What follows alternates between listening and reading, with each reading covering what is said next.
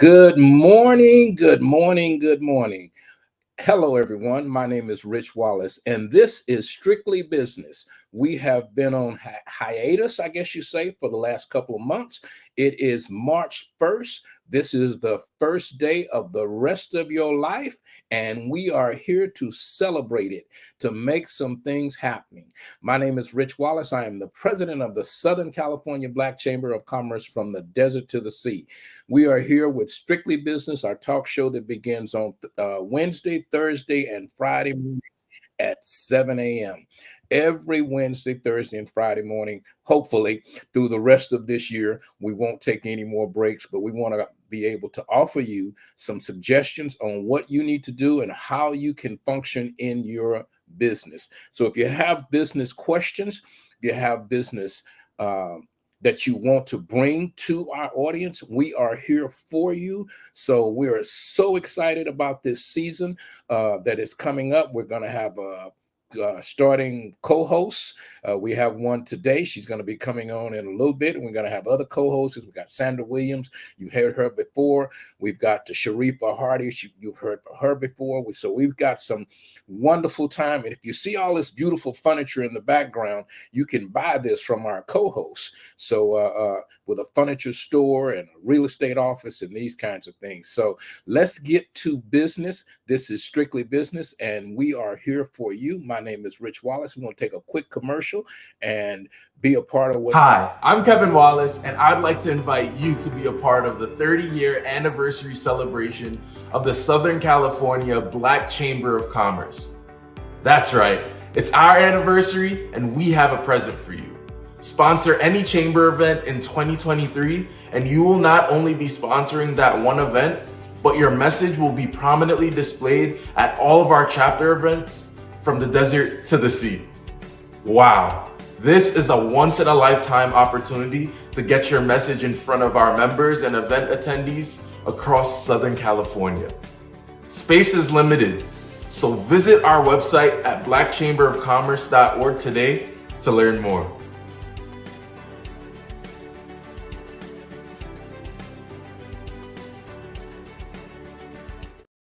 That's right. We have been doing this 30 years, and I'm only 32. So we are really, really excited about what's coming up for 2023, 24. We have some exciting information. It's tax season, so we're going to have someone on this week about payroll taxes and franchise taxes and all of these different types of things that'll help you navigate through this tax season. I know a lot of rules have changed since the pandemic, so we want to make sure that the small businesses understand how they go and what's going on.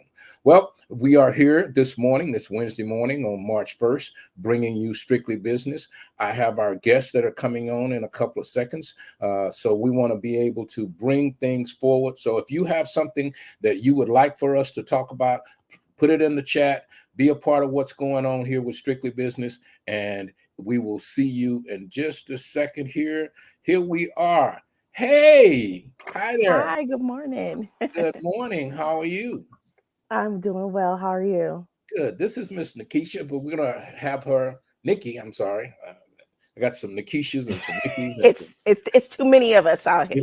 It's a lot of y'all out there. So, and I think that was the era of the late '70s where that name flowed through the Niquettes. The Niquettes. Yeah. So you're one of those, and we thank you for for coming on our show this morning. Thank you for having Real estate me. entrepreneur. Give us a little bit about yourself and what you may have going on as we get into the show this morning. Okay, I'm Nikki Granger. I've been on here before. I have a furniture company, and I also have a real estate company as well. All things real estate, investing, commercial properties, land, and residential. With the furniture company, I'm located in the high desert. It is located in Hesperia, but we travel all over. The furniture company is Desired Home Furnishings, and we do interior designs, home staging, office staging, and your regular retail purchases. Also, the real estate company is Desired Home Realty. I have this whole Desired Home umbrella going on over here. And so, what we have going on currently right now with the real estate company is we are now offering courses. If anyone wants to be able to get their real estate license, I can assist in getting them licensed, offering them the 3 courses that's required to even sit for their state exam, and mentorship along with that. Okay. So if there's somebody out there that's uh had some things in front of them saying, hey, I want to sell real estate. They're pretty good negotiators. They want to show houses, and you can help them with that. Uh, One of the Yeah. things that I've noticed in the real estate market, there are companies now buying a lot of the homes, saving the people, saying, hey, come buy, and corporations are buying up houses and then they're reselling them, uh, with a way of trying to cut the commission of realtors down. Have you experienced any of these massive companies buying up these houses and then reselling them under refi, or some of the other big companies that are now selling homes as opposed to individuals selling houses? Are you experiencing any of that? Um, I'm in the middle when it comes to that. Have I witnessed that? Well, in the last like 2 years, that these major developers are utilizing their own in-house staff and kind of pushing away the buyer's agent without paying a commission or a referral fee? Yes, I have witnessed it. Have I experienced it directly myself? No, I haven't. Um, in my opinion, I feel like it is not something that is new. There's always been major developers buying up a lot of land and developing properties. I think it's more the light is being shined on it because during COVID and lingering after the decrease of COVID, that they were keeping everything in house versus paying the agent who brought the buyer in a commission or a referral fee. They're just kind of just saying, if you still want to help your client, you're more than welcome to, but you won't make any money off of it. A good agent will still help their client regardless, because it'll come back to them. Um, Eventually, you want your client to have the best opportunity out there in purchasing property. As far as what the stigma that's being placed out there, I've heard a lot of things about developers purchasing a lot of land, a lot of property, and then not necessarily selling the property, but more so wanting to rent back. I, Mm. about that that's going on. I haven't witnessed it myself, but I think it's kind of something that's always been going on. It's just like that fear-based mentality that's being put out there again. Remember when they were saying that there was no properties and they created this um, sense of urgency for people to pay way over value for the homes, and there wasn't any homes for people to buy, and so it created this kind of uproar. I feel like that's kind of like the same thing that's going on. There's plenty of homes to buy. There's plenty of developing communities that are everywhere that are just coming up.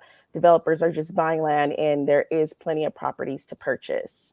Now, you mentioned that during the pandemic, as it was winding down, the prices were either stabilizing or going up, but the seller was not. They could get rid of their houses at a higher rate. Banks were financing. For those people that bought during that time period, they bought a house that was 599, but because the way the market was, they paid 650 for it, or whatever the case may be. Are those people now stuck with equity that is no longer there because the price was not, or is the loan and the equity, how does that really work with the person that overbought, or because they were pressured, they had to buy something, and the market was saying if you don't get it, somebody else will. Now it's changing, and those houses that those people bought, did the value drop? How does that work? Do you?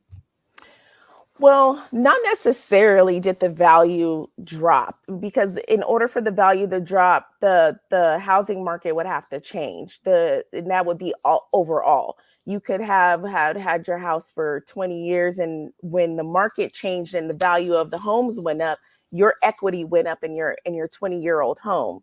And so if the market changes and the value goes down, it drops, then you lose that equity. I always call equity like monopoly money. You either use it when it's there, or you lose it if the market changes. And so that's just the game that you play when you own land, when you own property. As the market fluctuates up and down, it is a possibility your home can lose equity. It's a very high possibility that your home can gain more equity. It just depends on what's going on with the housing market. And that's rather if you owned your home for years or if you're a new homeowner. The value is pretty much determined based on if there's a willing and able buyer and a willing and able seller, is how they, in real estate is what we call it. If you place your home on the market $100,000 over value, you have to have a willing buyer to go and pay that. So the consumer creates that increase in equity per se in the housing market, because someone is willing to pay over value for that home. So you really change the value of the homes in that area when you're willing to pay more than what the homes are worth. So we did see a lot of that during COVID. Now you mentioned that there is a high-speed rail project that's coming through the desert. So they're buying up land. The government, the agencies, or whoever's in charge of the high-speed rail are buying up land. And the rumor is that the Victorville Barstow area is going to be prime market pretty soon with all of that coming through. Are you experiencing any of that high-speed rail excitement? I know it's a distance away off, but they are started digging for the new track already. So and the chamber is involved in a little bit of that, but we are getting ready to get a little bit more involved. We are on that commission, so we're going to be, making sure that minorities, Black and brown people in the high desert were able to see some of the contracts or some of the retail locations and stuff that are going to be opening up. Are you experiencing any of that? Is it excitement in the high desert about the high-speed rail yet? No, I'm experiencing the traffic. That freeway is jacked up in the morning. All day. There's no way to determine when's a good time to hop on that freeway right now. It's you guys ridiculous. are snowed in right now. You still trapped in the desert? I mean, and with the snow and can't get down. I've been watching the traffic there. Is that still going on, or can you get out? You can get out, but it's going to take you a little bit. I have had the luxury of not going down that freeway. I've avoided it the last couple of days because of the snow and everything. And I just don't like to get caught up in driving with crazy people who are not used to driving in the snow. It could be scary. And then, driving on the Cajon Pass, it's always a traffic there anyway. So yeah, that's the only thing that I got caught up in with that. Now, as far as the excitement of it coming through the high desert and where it's going to end up, I think it's more exciting to know how quickly you can get, towards Vegas, because I believe it's supposed to take you to Vegas, right? The rail. Yeah. I think that is going to be interesting. I think that 45-minute or however length of travel is going to open up a lot of doors for people to work out in Nevada or live and work here in California. So I think that we're going to have a lot more people transitioning back to California, or California people transitioning to Vegas, because the commute is going to be cut down significantly. And so that's kind of what I'm excited about, because, we talked, I want to expand my business, and that Vegas is a market that I want to transition into or franchise into with my real estate company. So now, do you have to have looking forward to it? Do you have to have a real estate license in Vegas as well as California? Is there 2 licensing, or is it just one for the whole country? No. So you have to be licensed per state, but you can't, to my understanding, and don't quote me, they change so many things often with the Department of Real Estate, but you can only practice in one state at a time. And so you would refer, if I didn't have like an office out there, I would refer to an agent and to a brokerage that's out there, a client that is going to purchase in that area. However, with broker's license, I do have the ability to hire agents in that area who have their license in Vegas, and they will be able to still work for my company or under my company. Okay. Oh, okay. So that's how that's going to work then. So you're actually building I guess the term is brokerage firm, so you can have agents underneath you. Okay. Absolutely. All right. So and you've been working on that for a minute. So you have classes that you're going to be teaching, and you will be bringing on some or helping these agents get licensed and that kind of thing. Yes. So it's you've heard of it, like independent study. Mm-hmm. So it's like an independent study program that I offer for real estate, and that the state requires you to take 3 courses: principles course about real estate principles, real estate practices, and then you get to take an elective of some sort, like economics, real estate law. There's appraisals. Those would be considered your electives. So you take one elective. You have to pass those courses with a 70% or higher to be able to move on to the next one until you complete it. And then you get to submit for your state exam. So where I come in is I have the ability to offer those courses for them to take on their own. However, I also offer a mentorship, which I've noticed that a lot of schools, even I experienced myself, they don't have it to where you can actually study with someone guided. Some people need guided guidance during their educational process. The hands-on training I offer. I offer a mentorship throughout the time that they're with me. I will take them out on, different appointments at a owner's home if they're selling their home, and we could do a comparative market analysis. I'll train them on that. I'll train them on how to do a proper open house, how to, gather your potential clients from your hot leads, your warm leads, and how to build your business. And so I'm offering that under my program with Desired Home Realty, and helping people, jump into this real estate market and build something for themselves. Great. And the fact that you mentioned that, we're going to take a short break here about our educational program, which we are dragging Miss Nikki over to be able to teach these classes at our Chamber of Commerce Business Academy. Are you ready to change your life? Let us help you. At Youth Build Charter School, you can get a high school diploma and kickstart your dream career in no time. We offer high school diploma programs in construction, CNA, military, college, and entrepreneurship. If you are between the age of 16 and 24 and you want to manage your studies with a job, recover your credits, or graduate early, we can help you achieve your dream. Call us at 1-888-395-4408 or visit youthbuildinlandempire.org. I've had this problem. Big problem. I really needed a good business consultant. And I kept searching and searching. There are so many choices. It's really hard to find one that has all the things on my list. But I finally did it. Yes. Thank you. If you are looking for one as well, Look no further. Here's a really good one. Just use mine. Use mine. I'm very satisfied. Definitely recommend. Problem gone. Thank you.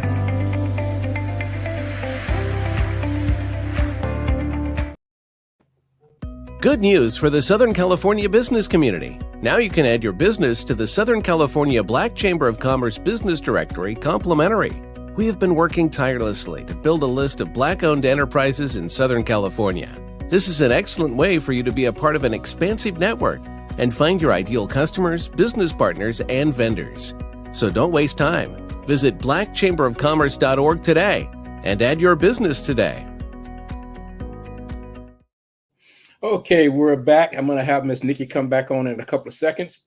but I wanted to make a couple of announcements here on March the 5th in Los Angeles at the Proud Bird.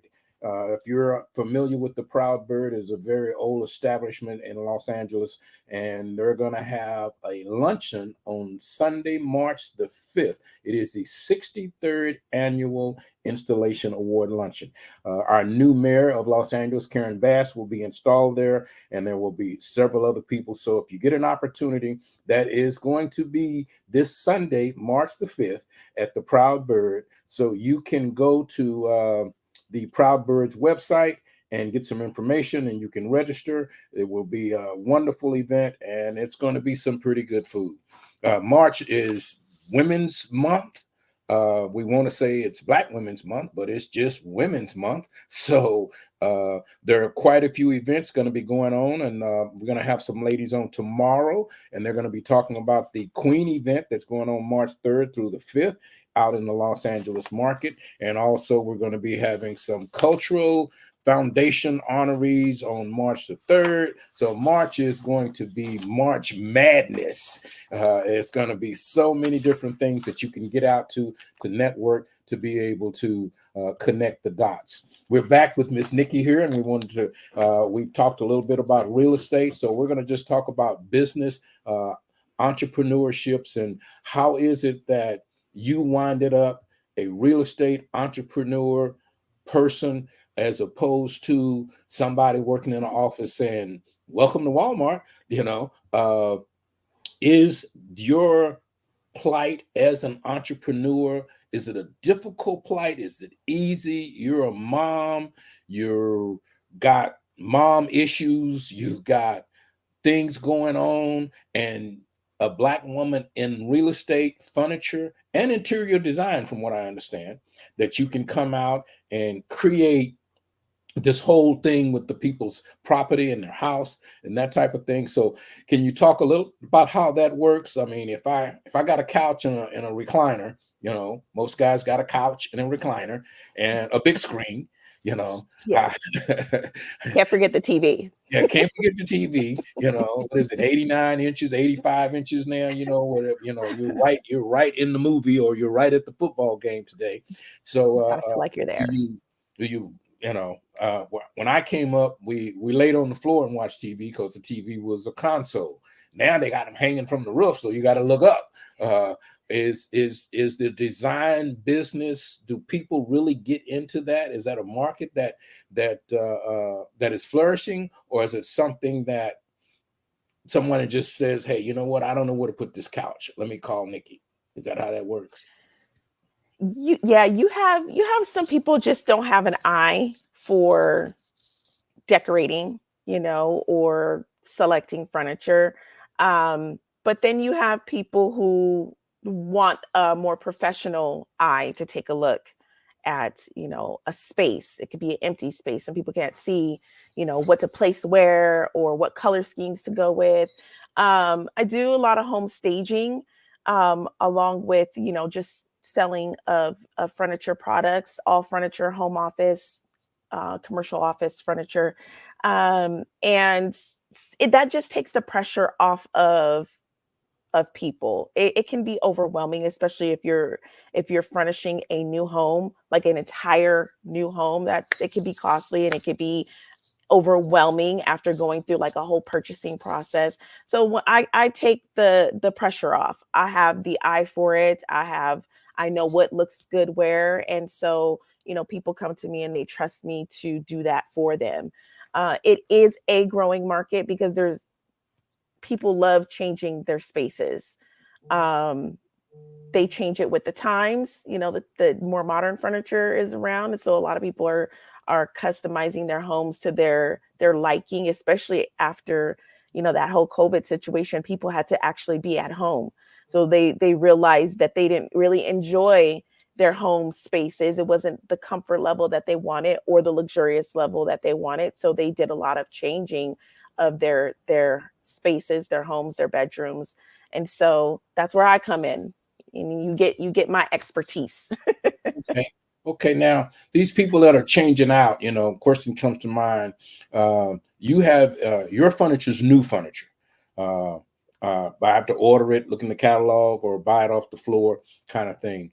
The people that are redesigning, what do they do with their old couch? Do they go take it to the Salvation Army, or how is it? Do you transition? I was in Pasadena the other day, and I saw a clothing store that sold high-end used clothes, and I never seen that before. But it wasn't a Salvation Army or a Goodwill, because I kind of stuck my head in the door, and the resale on a suit was $400. I'm like, you're reselling this after somebody wore it for $400, but it had somebody's name on the inside. Don't remember whose name it was. Wasn't mine. Do you do any reselling of, when you replace that couch and you say, hey, if you really need a bigger couch? I like big furniture, big chairs, big furniture, but I bought a smaller house, so now that doesn't work anymore. And then you have those people that had families, kids are going to college, kids have gotten grown, they've moved out. Now they got a 2-story, 4 or 5 bedrooms, and it's just 2 people living there. So seniors or adults are downsizing. And when they downsize, they tend to get rid of a lot of stuff. Around here, I'm trying to figure out, okay, my kids are going to be throwing this away, so I might as well throw it away now, or get rid of it, because, all through life, I'm saving this because it's going to be worth some money one day, but not in your lifetime. Maybe, in the kid's lifetime, it'll be worth some money. And they look at it and go, I don't want that junk, so. So is there a market for, I guess, reconditioned or recovered furniture nowadays? There is, because there's always someone who is in need of something, right? So I'm a believer that one person's trash is another person's treasure. So I don't sell pre-owned merchandise. All my merchandise is new. Now, when I'm doing the home staging is display only. So people are not sleeping on the beds. They're not utilizing the couches on it every day. And I do use some of the same inventory for different staging purposes. And then when that staging contract is up, I do remove the furniture from that location, and then I might stage another property with some different items with it. Now, for selling of furniture, and someone has their home fully furnished and they need to get rid of it, I'm that person that I try to help someone as much as I can. So I'll post your stuff on OfferUp if you want to sell it. Or I'll let someone that I know, like, hey, this family is upgrading their furniture. They're trying to get rid of it. Does anybody need anything? Would you like to purchase it? So I'll help my clients in that way, but I do not sell pre-owned furniture in my store. And so that's not a market that I wanted to get into, because I came from that background working at a furniture company. I used to work at a rental furniture company. And when someone wanted to get new furniture, they got to return it, and we had to clean it and resell it to the next person that wanted to purchase it, at a little bit of a lower price, not much, but at a little bit of a lower price. And I did not enjoy that part of it. So when I opened up my business, I'm not dealing with any of that. I don't want to have to clean it. I don't want to have to worry about what comes along with it when you return it. None of that. Yeah. Okay. So as far as that goes of reselling, I do not resell pre-owned furniture. Okay. But people need it. It might be a family that needs furniture that, it might be in really good condition, and you have it available. A lot of customers that I have, or clients that I have, when they're wanting to purchase new, sometimes they just want to get rid of it and they'll donate it to a family that needs it. And so I think that's really great, because, you have the ability to get yourself something new, but you're also paying it forward by blessing someone else with something that they didn't have. Okay. All right. Well, now we're running into tax season. This is a unique year for taxes. I've got some later in the week, and next week we're going to be bringing on some tax people to give us the information that we need. Is purchasing is when you when you buy furniture, you pay tax on it. Yeah. Is there anything I've noticed commercials that are coming up now? No taxes to this and no taxes to that, tax free, are you into financing the furniture? Do you have loan companies, or are you doing a tax-free sale on a couch? Because I'm looking for a recliner, but I need the deal, because everybody come to you to go, hey, you know what? You got the hookup. Everybody want a discount. Everybody want a discount. They think that fish outside saying "I love the Lord" is a discount sign, but it's not. It's so funny that you mentioned that, Rich. I just had that conversation with someone yesterday, literally, about the hookup, needing a hookup, and they were kind of making a comment that, if you're in this business and you have the ability to help provide me something, like, you should give me the hookup because I know you. And I was just, informing them intellectually as best as I could that, yes, we can give you the hookup all day long, but at the same time, we have a business to run. We have overhead. You got to pay for the building, you got to pay to keep the lights on and things like that. So giving everybody the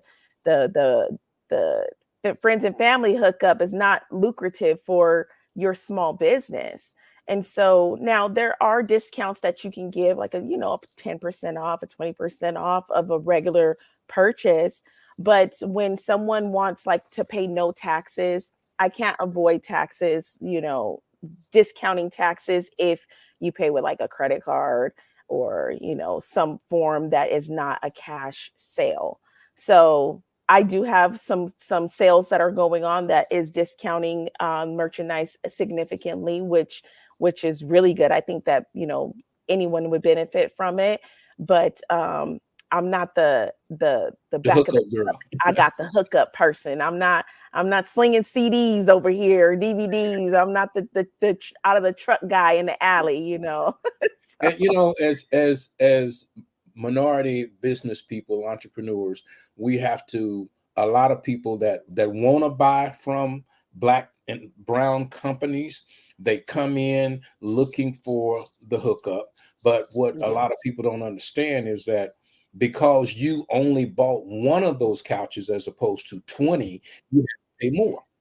So there was no real discount in your purchasing to be able to transfer that into them. So understanding the business practices and being in business, a lot of people want to be in business. And we're going to be talking about some ins and outs of what it costs to be in business. Brick and mortar is so expensive today. To have space for people to come in, and then there's so many people that are shopping online. So now, dealing with the shopping online thing, I'm new to it. I don't necessarily like it, and I've yet to order anything right. So I'm going to blame myself. Oh, no. And then I'm too lazy to wrap it and put it back in a box, go to the post office, and send it back to wherever it came from. so you end up keeping it. Yeah, and so I just put it over in there and keep it and sit it in the corner, don't use it, and figure out, okay, what am I going to do with this?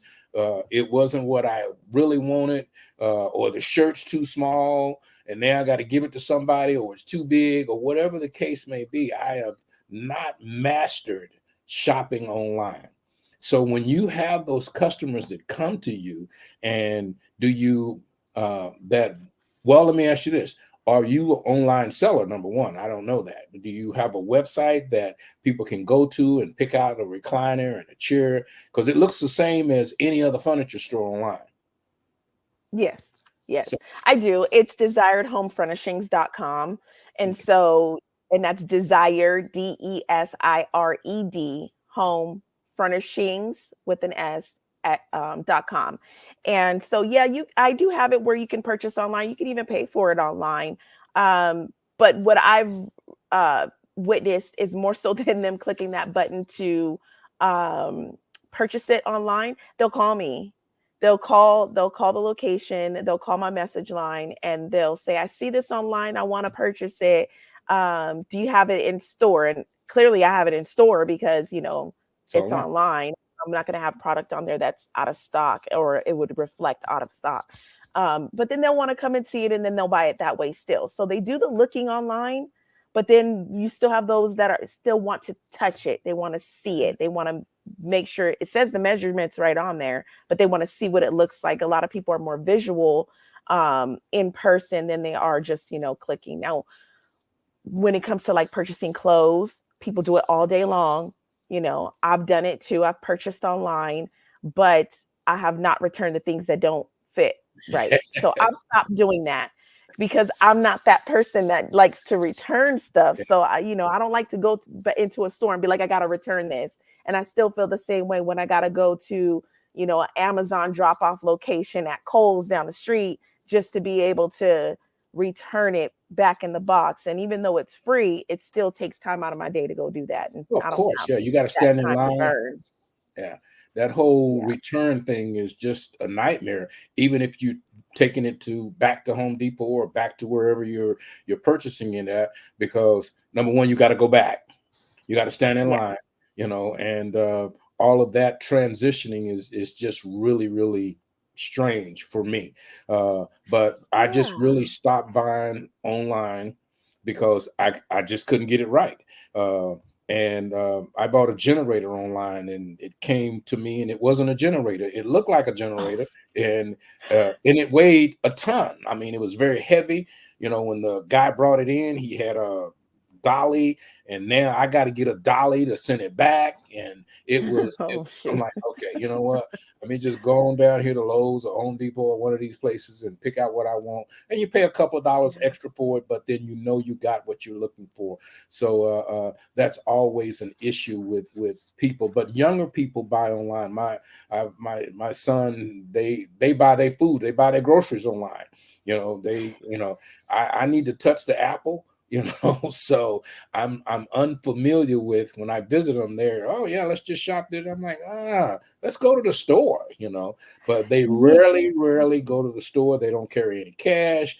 I mean, the younger generation, when I say young, late 30s, they don't really, and by the way, I buy. They don't shop the way I shop. So the whole new shopping thing that's coming up, because we're getting rid of cashiers, because you go to the store, you ring it yourself. Not only you got to go get it off the shelf, you ring it up, and you got to put it in the bag, and then you got to take it to the car, and then you got to take it out of the bag. So they're getting rid of a lot of the people. The technology that we live in today shortens the people that you need to perform. And in your business, do you have employees yet, or you a sole proprietor? How are you operating? Because you don't look like you could pick up too many couches. What? Oh, you'd be surprised, especially back in the day. I got them couches by myself. But no, what we're doing is I've had to extend my original plan out a little bit, just due to how the last quarter of 2022 ended. Business was a little bit slow, so I pushed that out. I am planning. You have to plan. I'm planning that by the end of summer that we'll be fully staffed for the furniture company, especially because I'm trying to alleviate myself and delegate some of the responsibilities to an employee, especially with me expanding in the real estate and trying to expand my furniture company as well. Business is picking up because, we are in tax season and people like to spend that money that they didn't have before. So, business is picking up. They like to, that's their time to get that living room set that they wanted, to get a new refrigerator for the appliances that they need. People do a lot of changing of their home during the tax season and during the summer months too. So those are our busier times. What I've been working on a lot lately now are staging and furniture purchases for like Airbnbs. I've been getting a lot of that, more so. And they're purchasing the furniture because, you know, it's an Airbnb. People are going to have to use it to stay there. So I've been getting a lot of that going on. They want me to stage it for their photos. And then they're also doing the retail purchase on it after I've staged it. So they'll pay a staging fee and, you know, the retail purchase fee. So I've been getting a lot of business in that area, more so than just, you know, the customer coming in and out of the door. Okay, I'm gonna jump back on the real estate side again. Yep, let's go.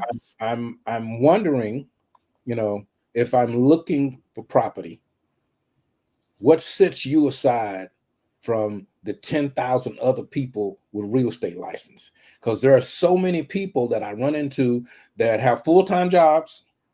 Oh, I work here and I work there. They got 2 jobs and they got a real estate license. They went to school, they got the license, and they just kind of do it because they're trying to get in developing their real estate portfolio, I guess. So what if I'm looking for an agent, or I'm looking for a house? Most people are not looking for an agent, they're looking for a house. And they call that 800 number or that number that's on the sign on the fence, and they wind up with an agent that's working for the seller, and that agent is now trying to work with the buyer because they call the number. What sets, if I'm saying I'm ready to buy a house now, this is a double question. Because I'm ready to buy a house, can I buy a house? What do I need to qualify to purchase a house? Because everyone wants to buy a house. You know, everybody really wants to own their own home. I live in an apartment. I'm paying $3,200 a month to live in a 2-bedroom apartment and not in the greatest neighborhood. So how do I take that $3,200 a month and purchase a house with, because I can't save. I don't have $50,000 to put down.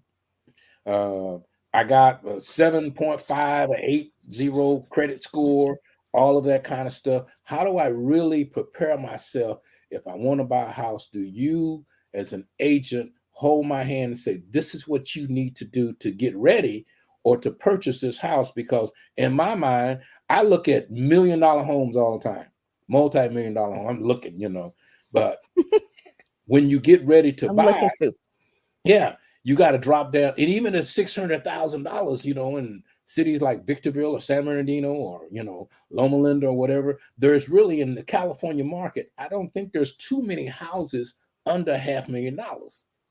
How do I prepare myself for that? How do I buy a house? That's how you prepare yourself for it. You ask yourself the question, how do I go about getting a house in this market? But let me back it up just a little bit, because there was a lot of questions in that. First of all, what sets me apart is me. There is only one Nikki Granger. You know, that you're not going to get me with everybody. There's only one. So let's start that off first. So when you get me, I am that hands-on agent, where no matter what type of business you're doing with me, if it's purchasing furniture, I'm hands-on. If it's, you know, business consulting, because Rich, you know, I do that too. I'm hands-on with you. I'm with you every step of the way. If it's purchasing a property, I'm with you every step of the way. I feel like what sets me apart is educating the person that I am assisting on their deal. They've hired me to perform a job, but I'm really trying to help them in the best way that I can. And it's my way of giving back by educating them on what their process is. Under the real estate, which is desiredhomerealty.com, I have some events that is coming up where I have a how to buy a home program that's coming up. It is just like a 1-day course on the ins and outs of what to do to purchase, what to do to get ready, when you should actually start preparing for that, because it is a process. Some people start 2 years before purchasing their home. It's when they're planning, because you have to have 2 years worth of bank statements or W-2s. You have to have 3 months worth of bank statements.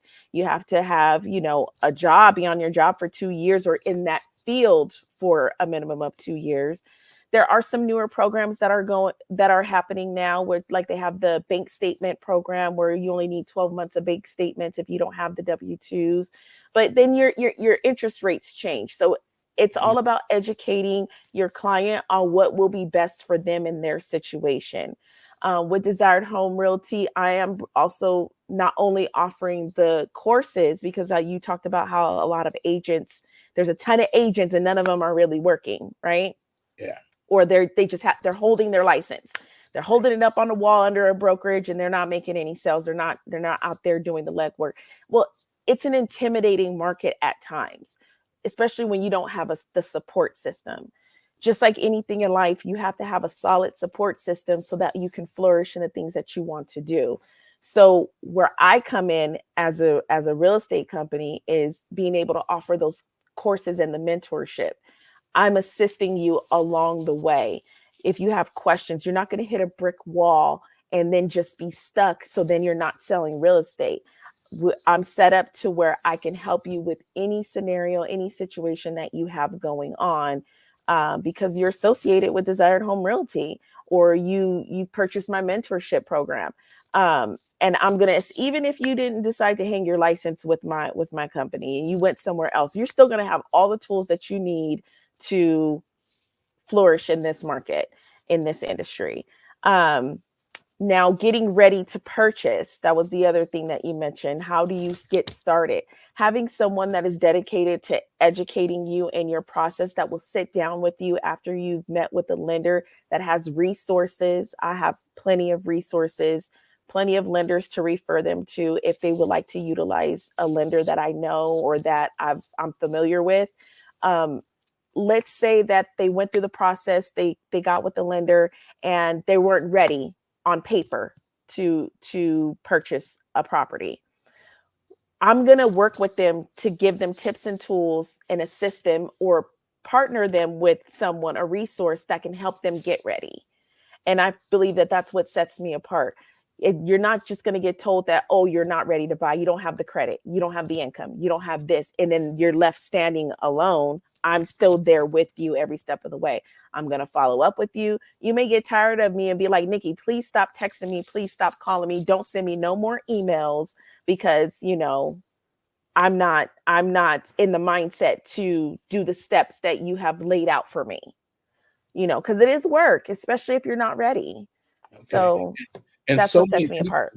Yeah, so many people don't know what it takes to get ready. When you mention lenders, is that where the person starts, or do they start with, because I've looked at, okay, I've been on my job 5 years, I've never been late with my rent, and it started at $2,200, now it's at $3,200, and my buddy down the street owns a house and he's paying $1,900, and I'm thinking, okay, I'm in an apartment over here. How do I get out of an apartment into a house?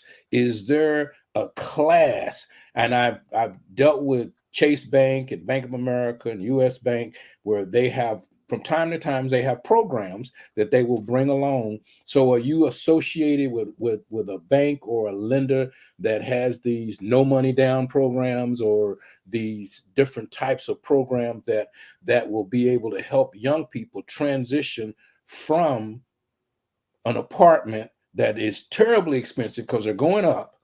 And if you got an apartment in LA, anywhere up there, it's over $3,000 a month, and it's in less desirable neighborhoods. What does that person do? Where do I start? And I hear what you're saying. You got to start with your bank statements. Okay. I got bank statements. Okay.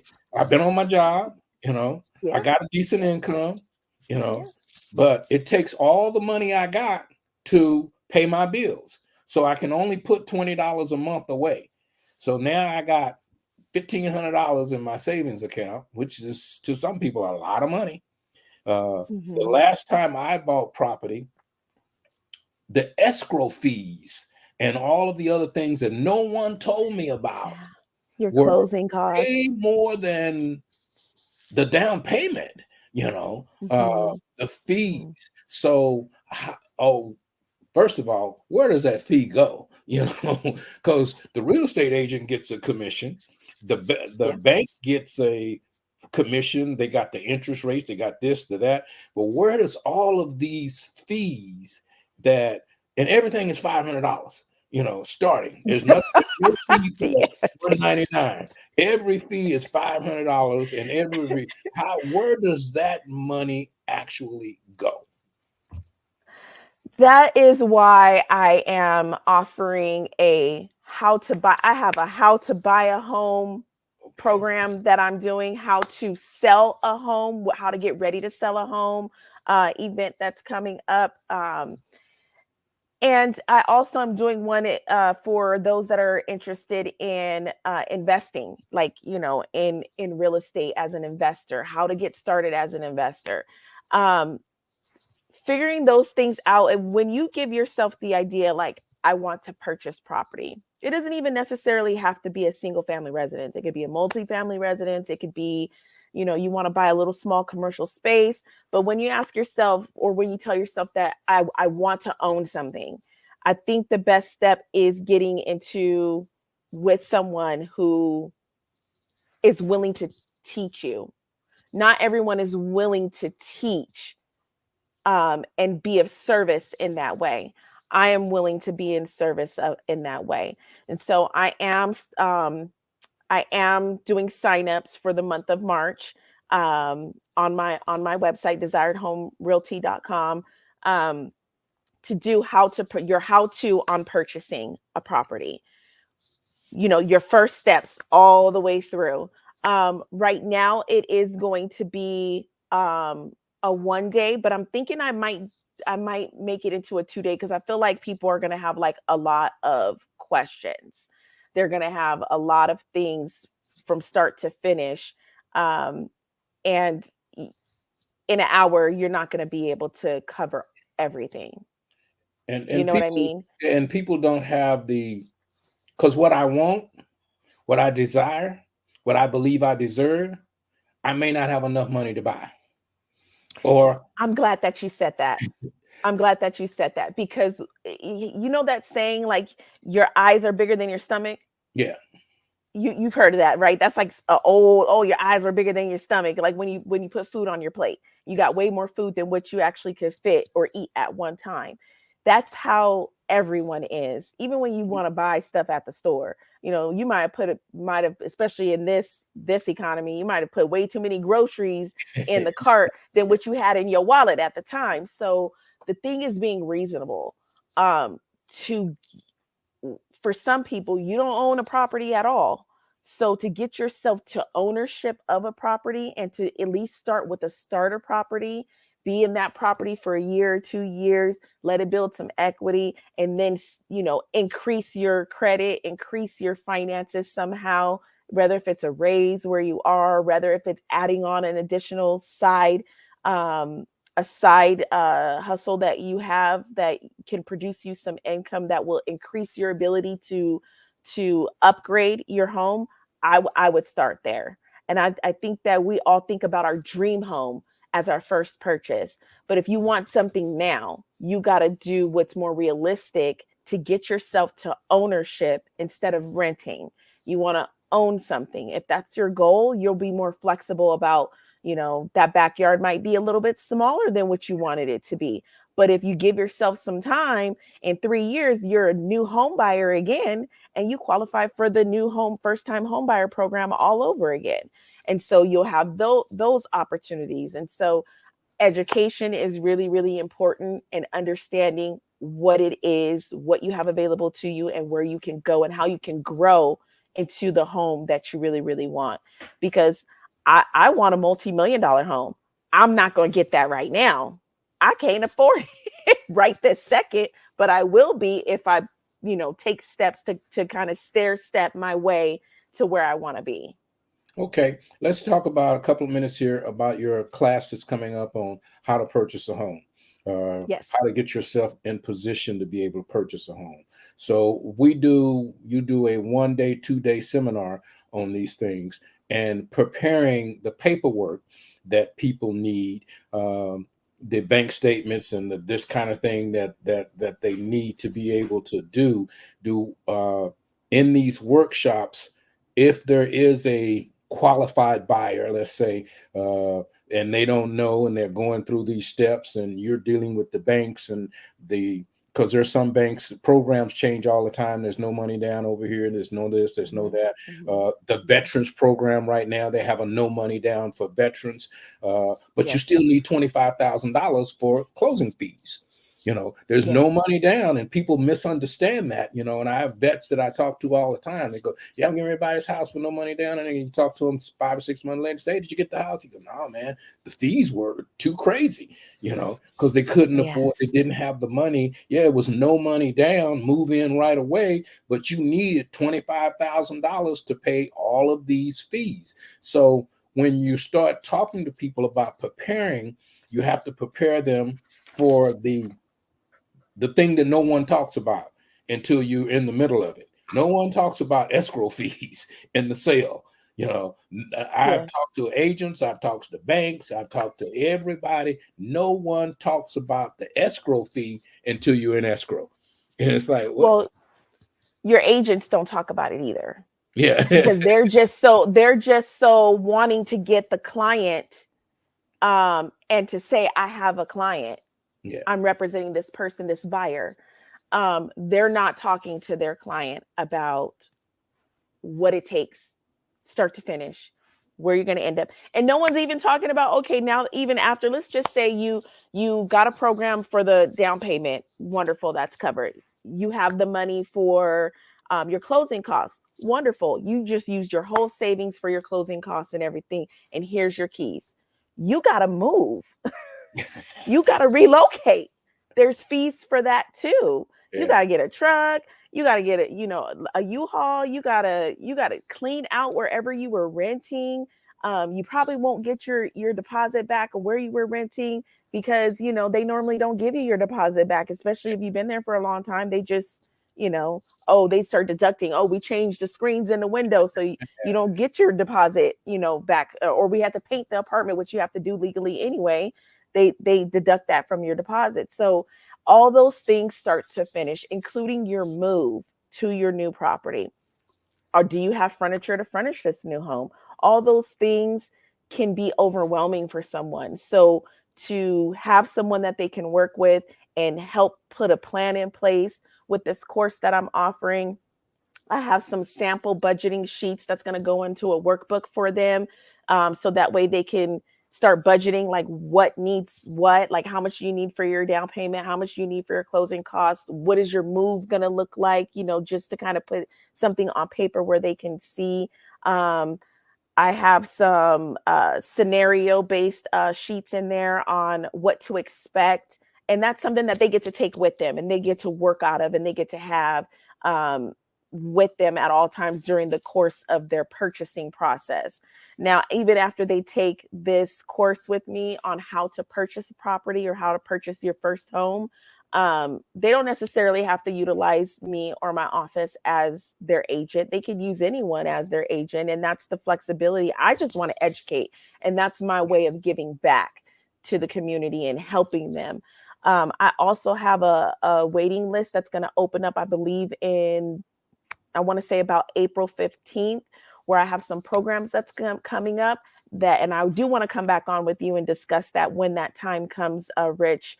But it's going to help people with their down payment with some closing costs. And hopefully I can get it set up that will also help those that qualify with moving expenses into their new home, because my goal is to help as many people own a property as I can in the next 2 years.